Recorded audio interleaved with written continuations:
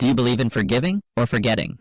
When he crashed my car and smirked, "Don't worry, Mom and Dad will fix this for me," I felt that familiar tightening in my chest that I have known since middle school when he forgot his homework and somehow I was the one who got sent back during lunch to fetch it. So while the tow truck's orange lights spun lazy circles across the cracked asphalt and the police officer kept telling me I was lucky the airbags did their job, I stared at my brother's grin and realized he wasn't bragging for the crowd or even for me. He was reciting a family tradition that always ended with me paying in time or money or peace, while he floated right over the wreckage, like some smug magician who keeps sawing the same box in half because the audience never complains. I kept my voice steady even though my hands shook and my favorite cardigan smelled like burnt rubber and lemon sanitizer from the hospital parking lot where I work double shifts, and I asked him if he was hurt and he laughed that he was fine and that the old sedan took the hit like a champ, which was ironic and irritating because that old sedan was the first thing I bought with my own savings after years of training shifts and overtime and small side gigs tutoring freshmen who thought APA citations were a myth, and I had babied that car through oil changes and the occasional sad rattle in the winter, so watching it crumpled at the bumper like a crushed soda can made me feel like something small and loyal had raised its hand to help and gotten slapped. The officer asked who owned the vehicle, and before I could open my mouth, Tyler jumped in with that bright, confident voice that makes teachers lean forward and neighbors offer him their ladders, announcing that it was a family car and our dad would be in touch. And I finally produced the registration from my wallet and said very calmly that the car belonged to me alone and that my brother had taken it without asking, which he called a misunderstanding that would have been funny if the radiator hadn't been coughing steam like a dragon with a chest cold. The officer scribbled, Tyler shrugged, and I kept thinking about how he had texted 2 hours earlier with a cheery, borrowing the wheels, promise not to go far, and then turned off his location sharing because that boy has never met a consequence he couldn't swerve around. By the time our parents arrived in their matching windbreakers with the look that says they are here to fix things the way other people show up with casserole, Tyler had already positioned himself between the crumpled hood and my mother's sympathy like an actor hitting his light, and Mom went straight to the officer to ask about next steps while Dad clapped Tyler on the shoulder and said something about boys and bumps, as if a curb had leapt out of the bushes and bit the front axle, and I could feel the script sliding into place, the one where I make nice and agree that the important thing is that everyone is safe, and I accept the check Dad writes with a sorry grin and a lecture about how insurance will handle most of it. And then Tyler gets my spare key back because we are family, and the cycle spins until the next small disaster lands in my lap. I surprised myself by not raising my voice, because the old version of me would have listed all the times my brother promised to pay back what he borrowed and then forgot, and how many hours I have worked without complaint so that the rest of them could keep believing that order falls from the sky like clean snow. Yet anger felt too light for what this moment required, so instead I asked the tow driver to take the car to the shop near my apartment where the owner knows me by name and where receipts actually match reality, and I thanked the officer and took the case number, and I told Mom I would text her later because my shift started at dawn and I needed sleep more than a family postmortem. And when Tyler leaned in and muttered that I should relax because Dad already called his guy at the insurance and they would call it comprehensive or whatever magic word empties the bill, I smiled the way nurses smile when a patient says the internet knows more than medicine. Driving home in the back of a rideshare with the tow truck 2 car lengths ahead of us like a slow, sad chaperone, I replayed his smirk and heard the clink of childhood allowances and broken curfews and the dull thud of excuses that had been wrapped in warm parental language until they sounded like care instead of cover. And I realized that the part of me that had tolerated it all out of habit was finally tired enough to try something quiet and surgical, something that would not need shouting or grandstanding or a lecture that no one would remember by Monday, something that would sit inside the system they trusted and rearrange the levers so that when they pulled the usual handle it would not pour out the usual mercy. I got home, fed the cat, set my shoes by the door, and pulled out my policy folder that I keep in a zip pouch with a dull blue tab because I am the boring adult who labels things. And I read every clause with the focused annoyance of a person who has spent years being told to be reasonable, and I found a line that was not particularly dramatic yet felt like a trapdoor under a stage. And when I called the number on the back of the card and asked a few very careful questions, the woman on the other end confirmed what I suspected in a tone so neutral it sounded like a shrug, and by the time I hung up I knew exactly which form needed to be filed, and how it needed to be described, and why the timing mattered more than anyone in my family would guess. The next morning I wore my usual scrubs and packed my usual lunch and nodded at the usual jokes in the break room, but underneath that surface I carried a different energy, a steady thread of purpose that did not require anyone's permission. And when Mom texted a cheerful update that Dad's friend would push it through, and that we should all meet for dinner to put this behind us, I typed back a polite yes, and then took a quiet detour on my way home to a place where signatures live and digital timestamps tell the truth, and I completed a step that changed the shape of the road we were all driving. Tyler will say later that I blindsided him, that I acted cold, that I made a family problem into a public mess, and maybe he will be right in the way people are right when they finally meet a locked door they assumed would always swing open. For now I am sitting at my kitchen table with the window cracked and the street noise humming and the confirmation email glowing on the screen like a small pale sunrise, and I can already hear my parents telling me that I should have come to them first, but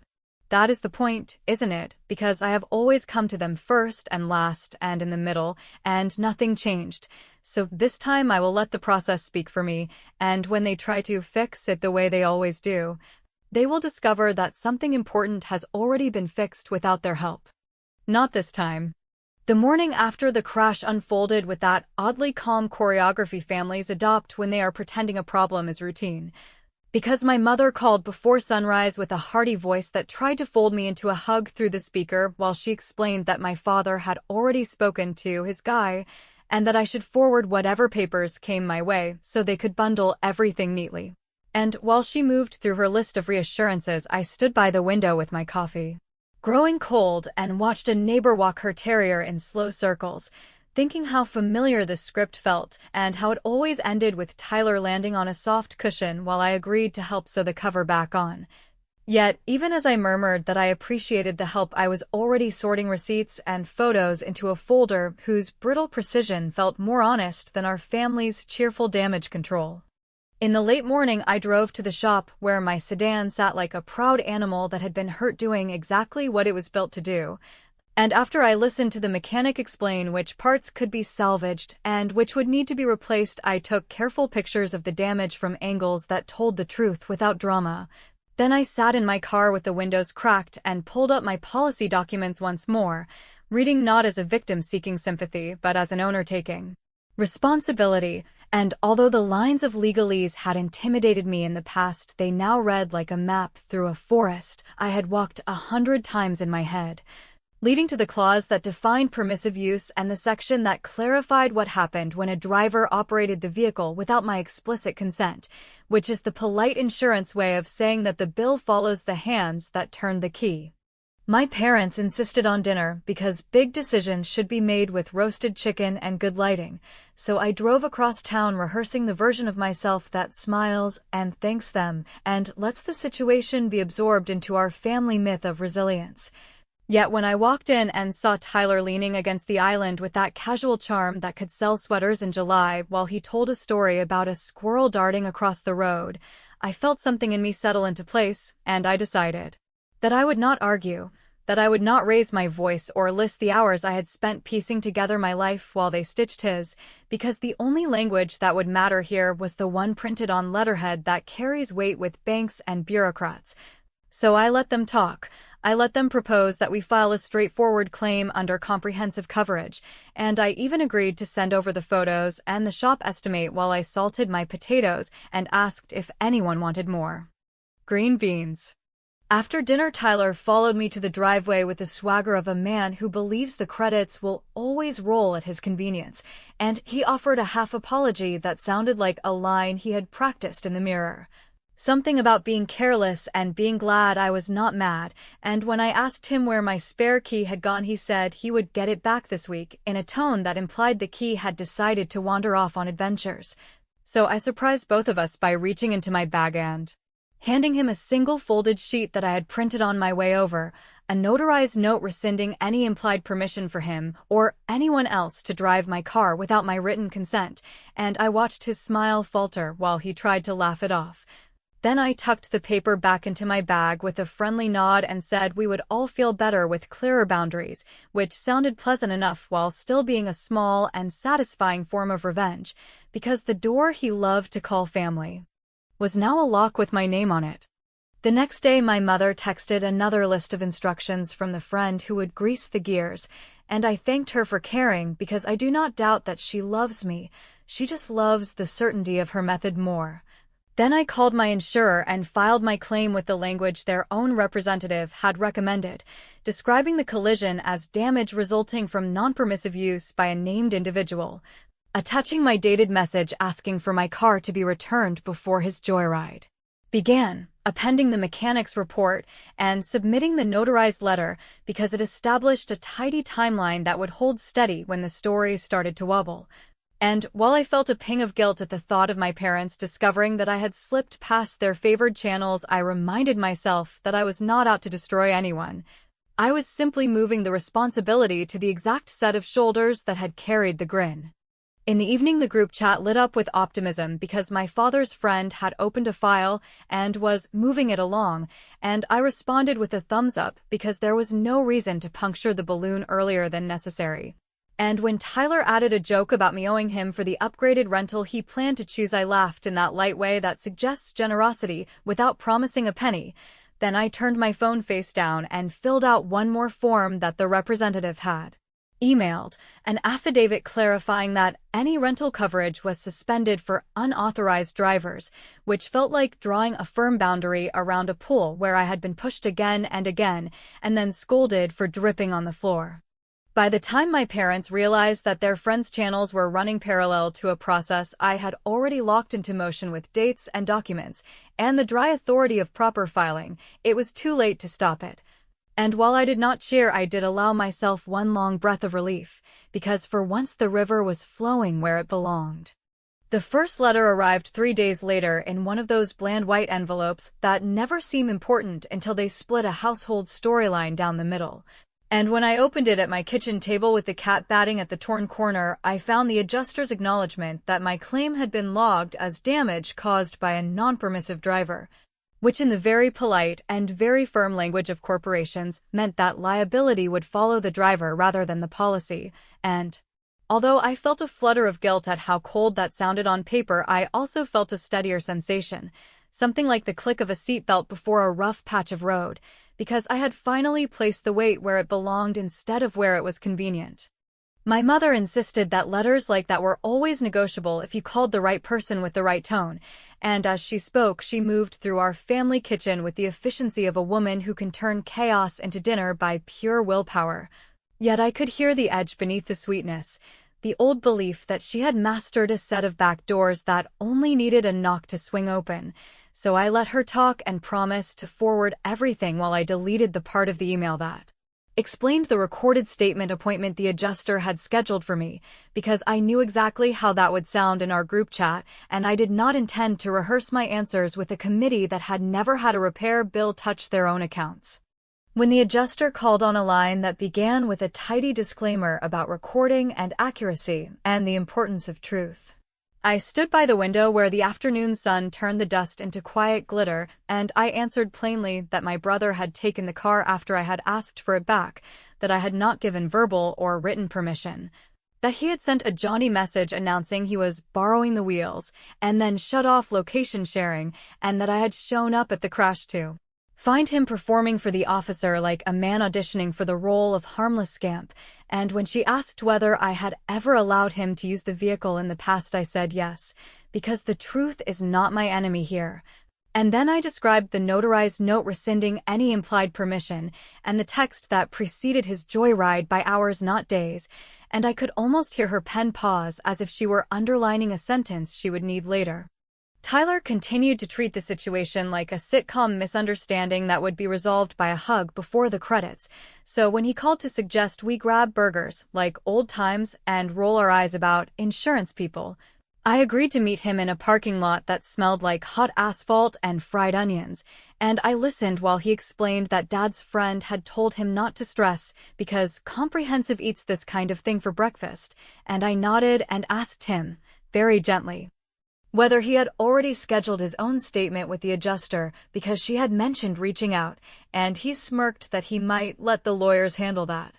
At which point I raised my milkshake and told him that was his right and that I sincerely hoped his lawyers liked paperwork more than I did. Then I asked for my spare key again, and he said he would swing by this weekend, which I translated as never. So I prepared a lock change appointment and stopped pretending to wait. The second letter was not bland at all. It was a heavy envelope with the sort of black and white logo that tries very hard not to look like a threat while doing exactly that, and inside was a clear breakdown that read like a ledger of consequences,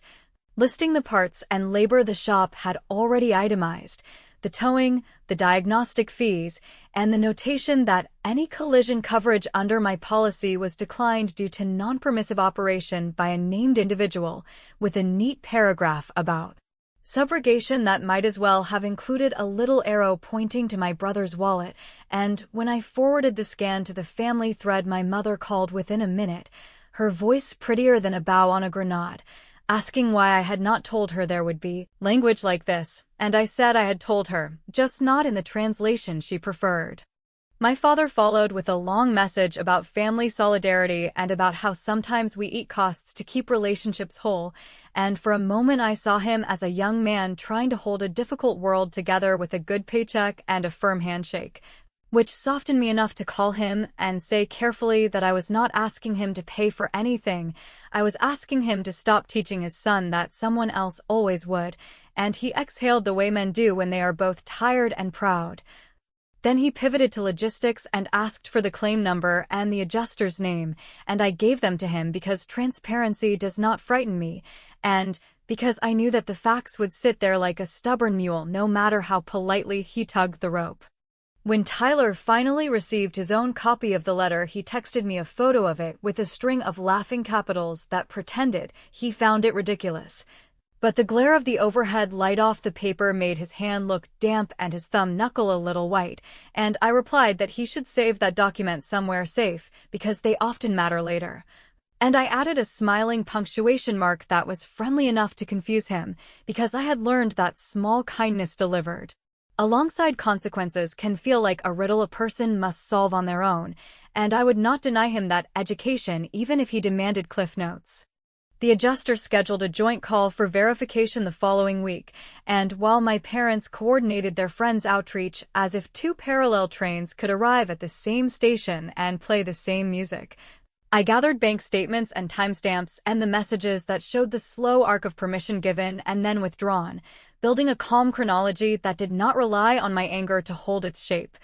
And as I slid each page into a sleeve, I felt the oddest mixture of sadness and relief.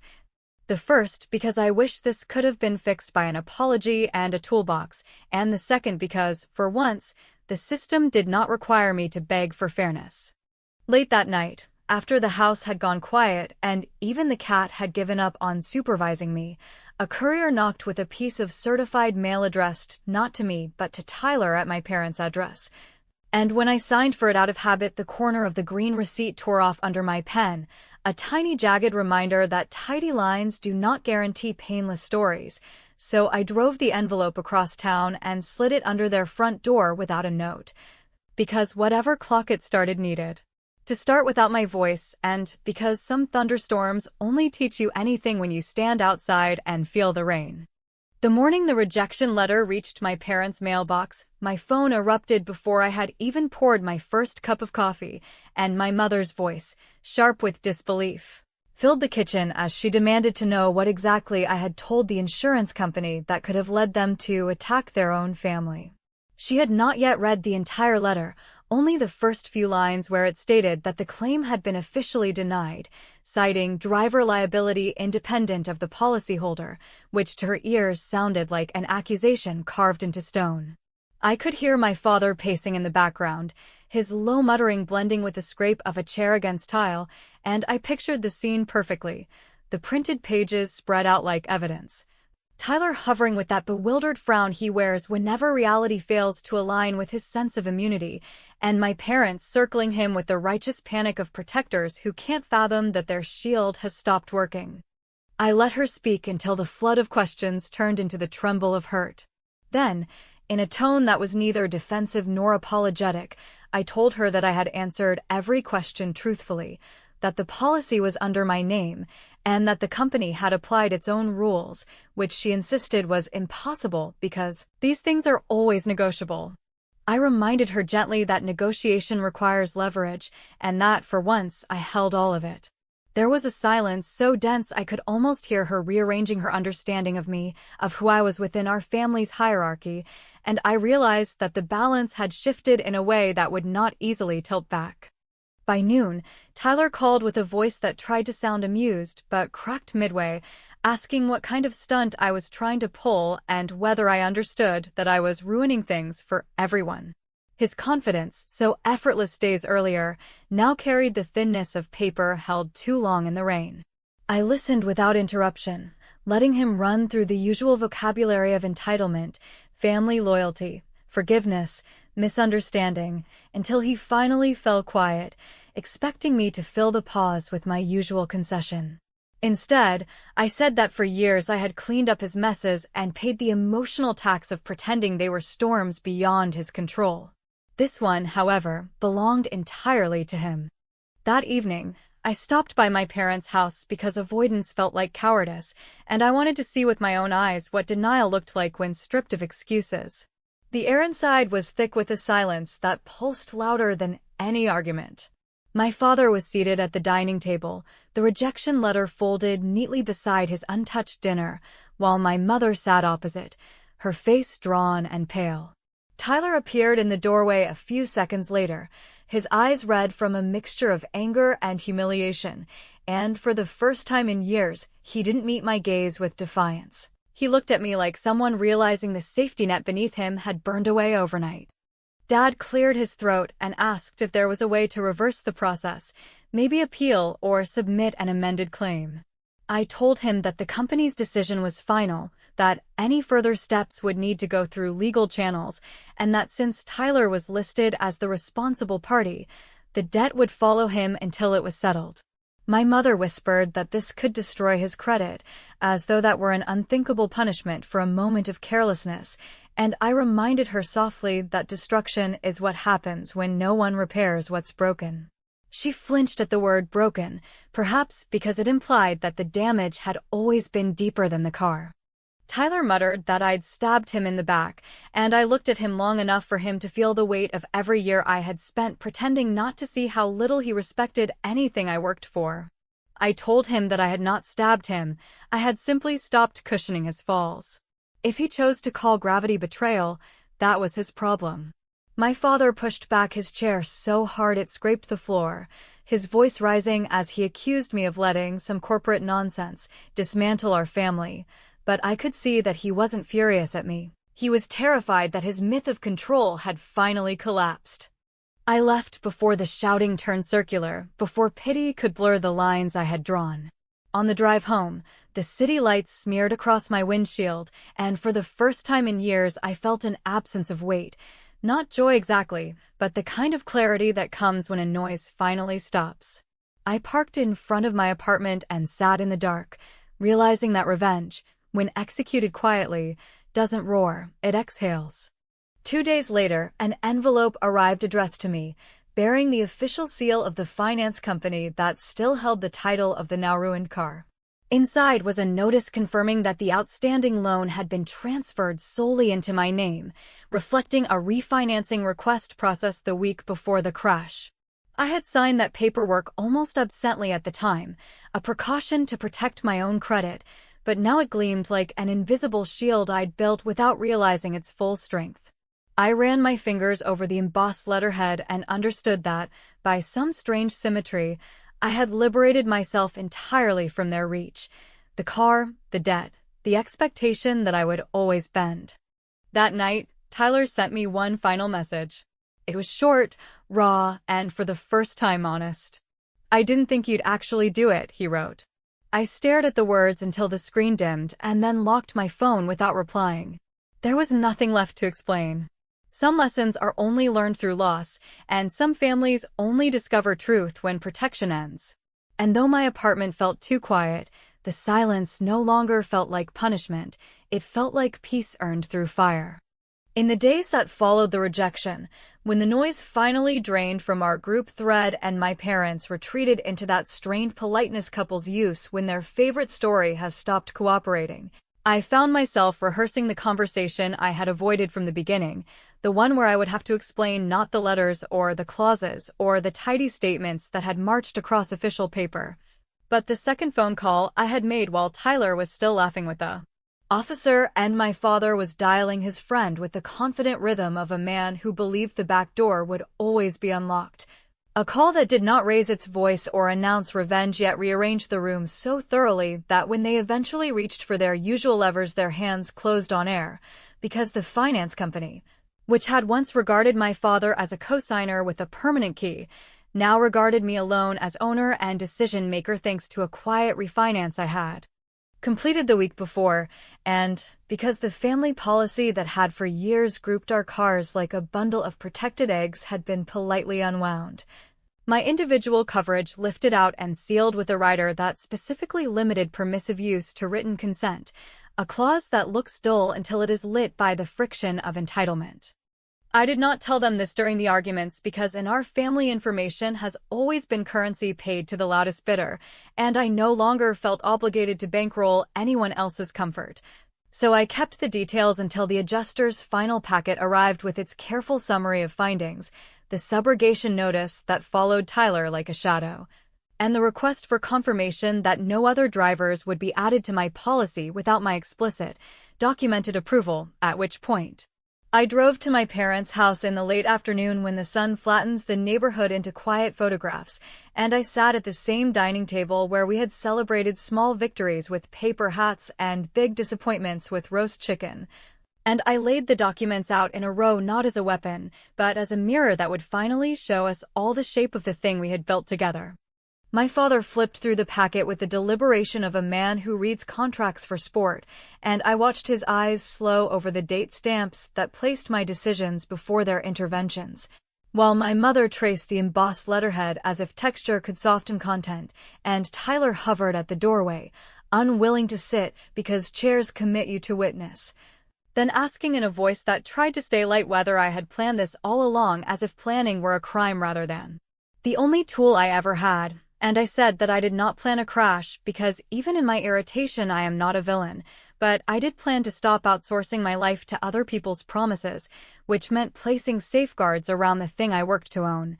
And if those safeguards also taught him that the ground has rules, then maybe that was not cruelty so much as gravity making a late entrance. He asked if there was a way back, a workaround, a back channel, something that would make this a funny story later, and I told him there was always a way forward, though forward sometimes looks like a payment plan and a second job and a calendar that rations pride. And while he stared at the table, I slid a small envelope toward him containing a single page I had drafted the night before, a written agreement that if he took full responsibility, provided confirmation of the insurer's payment schedule, and returned my spare key by the end of the week, I would sign a letter of non-opposition that might help him avoid additional penalties when the company circled back to verify cooperation. An offer that did not erase the bill or the bruise yet proved that I was not chasing ruin, only alignment, and as he read he muttered that I was cold, then paused when he reached the final line that promised I would also send the dash camera footage, yes, the old unit I had installed months ago. Because